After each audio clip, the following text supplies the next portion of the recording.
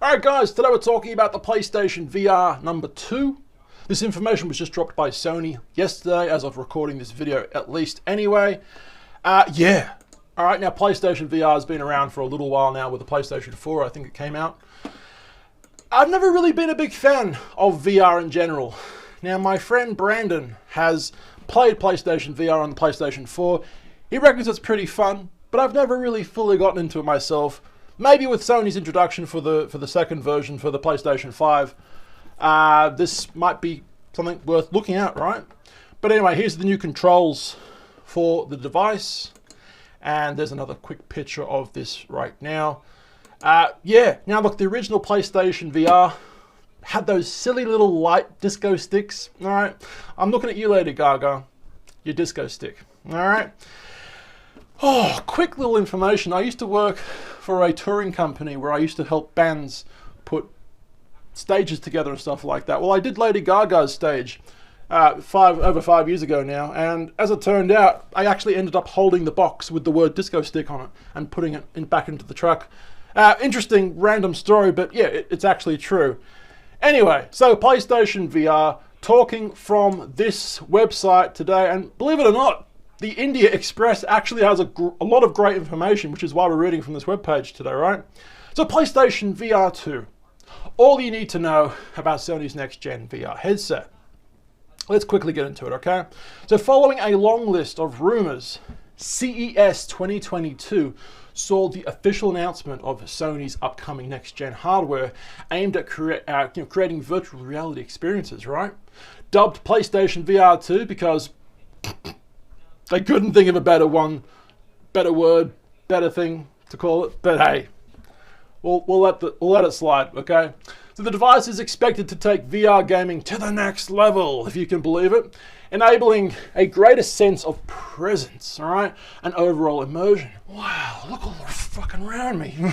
The company also introduced the new controller, which will go along with it, right? Which features a similar naming scheme as the PlayStation 5 counterpart, which is the PlayStation VR2 Sense, because my spider senses are tingling at how generic these names are at the moment. But all right, let it slip. What does the actual thing do? All right, so PlayStation VR2 release date. Well, Sony had confirmed via a blog post in February last year, 2021, to be actually developing the PlayStation VR2, and said that it won't be seeing a 2021 launch, right? And obviously it didn't. We're in 2022 now. They never launched it.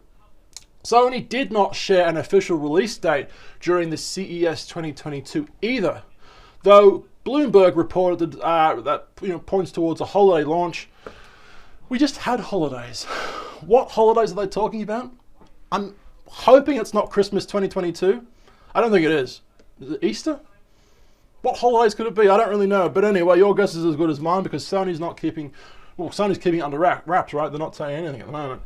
Anyway, hardware analyst Brad Lynch also confirmed that the units are entering mass production soon.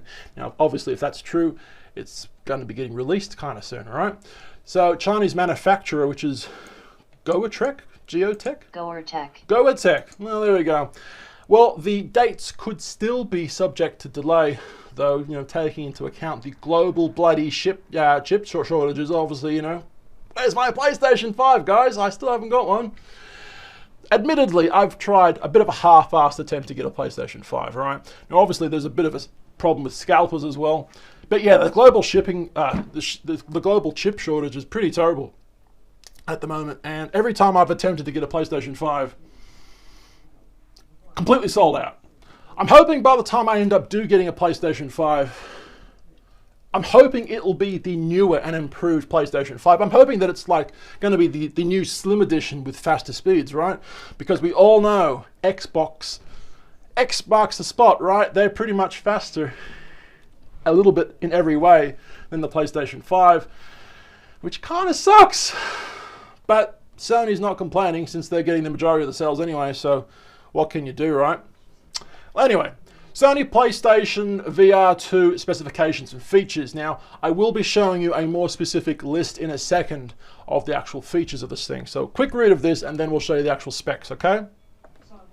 Sony has not revealed how much the PSVR2 headset weighs, but it is loaded with high-end specs, so they say. So for starters, it offers a seamless 4K HDR experience, which is better than the original one, which just had 1080, right?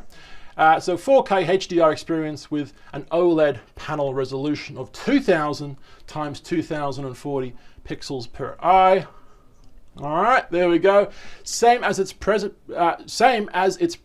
the field of view will be limited to 110 degrees and features 90 to 120 hertz refresh rate. Now, I think this website has it wrong, and I'll show you why.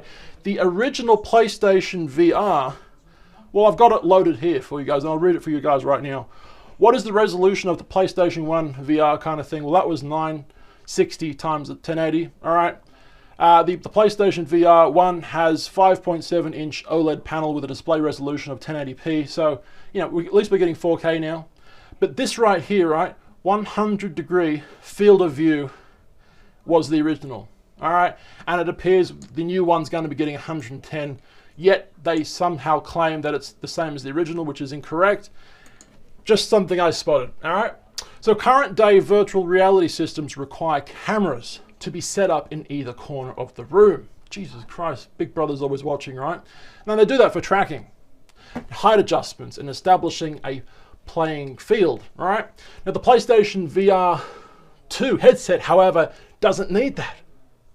It's equipped with 4 integrated cameras that track your hand and controller movement, all right? Any kind of head tilt, like a dog who's just heard the word treat or doggy food or something like that, it will track the head tilt or shift, will be also detected and reflected into your online game character, all right?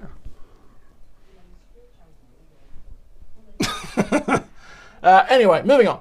In addition to spatial 3D audio, which I have heard, I've actually heard spatial 3D audio and it's quite incredible, right? Sony has implemented foveated. Is that the right word? Foveated.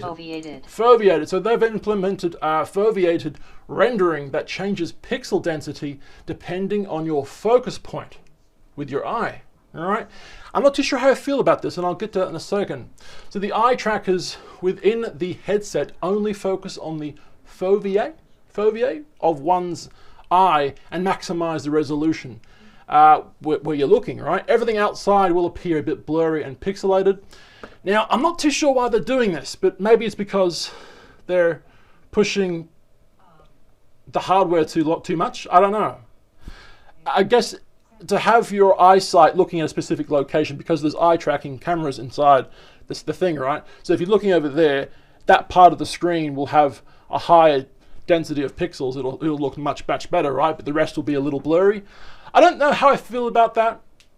I mean, how fast will the refresh rate be for the, if I'm looking here and then here and then looking all the way around like that, how will it be able to adjust the pixel point area where I'm looking as fast as I'm looking? Like, how will it be able to do that? I don't know if it can do it that quickly. I'm calling bullshit on that until I see the proof. But yeah, I'm guessing it's hardware limitations, right? That's why they're doing it. I don't know. What do you think about that, right? Anyway, so the PlayStation VR2 also includes a sensory feature that amplifies the sensations of in-game actions from the player.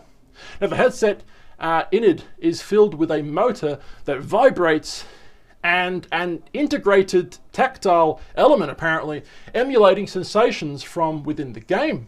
That's kind of interesting. Sony claims that once your in-game character stops sprinting or is, stuck in a tense situation, right? The headset motor will start whirling and throbbing to emulate an elevated pulse, right? Similarly, any kind of thrusts or object zipping past your head will also be felt. Now look, everyone's probably thinking about this at this point. If you're not, you probably will at some point. But I'm just going to be the first to say it. Hypothetically speaking, if I was to take this off my head and put this onto my pants and play the game with the VR headset sitting on the pants, would it feel good? It's just a thought. And it's the thought that counts, all right? Maybe. It might. Anyway, there's that photo we showed you before.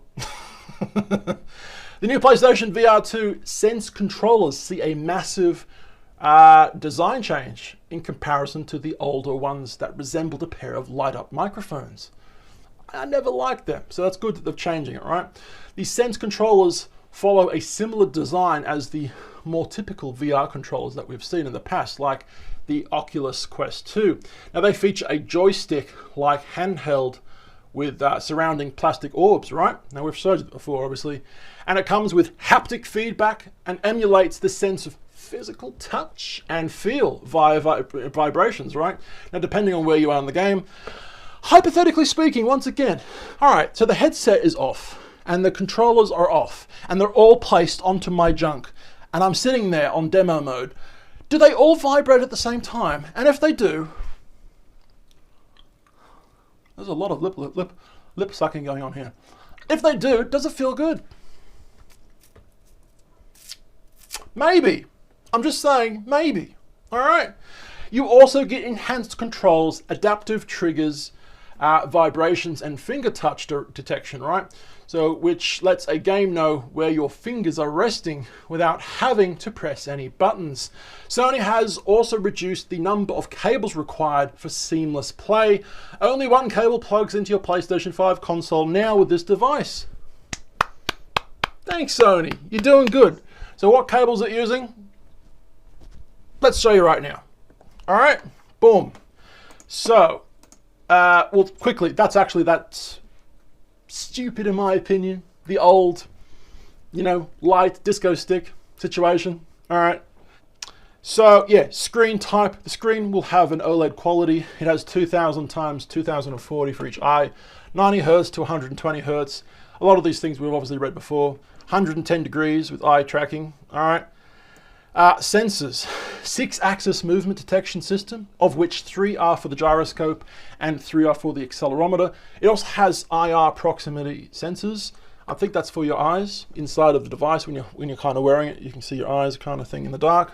Okay, vibration in the headphones. USB Type-C. All right, there we go. The whole world's going USB Type-C. It is a great system, and I do really like USB Type-C based on its small form factor. But my major problem with USB Type-C is that when I plug my Samsung hard drive, little hard drive into my laptop, right, with USB-C, sometimes I got to jiggle it to get it to work. So sometimes the footage stops working and then it works and then it stops working and it works. I don't know. The technology's almost perfect, but it's not quite there, is it? Oh, I don't know. What do we do, right, to fix this problem? But if you guys want to quickly read this information, then, knob specifications, because, yeah. Oh, my cat, Brittany, just jumped on my table right now.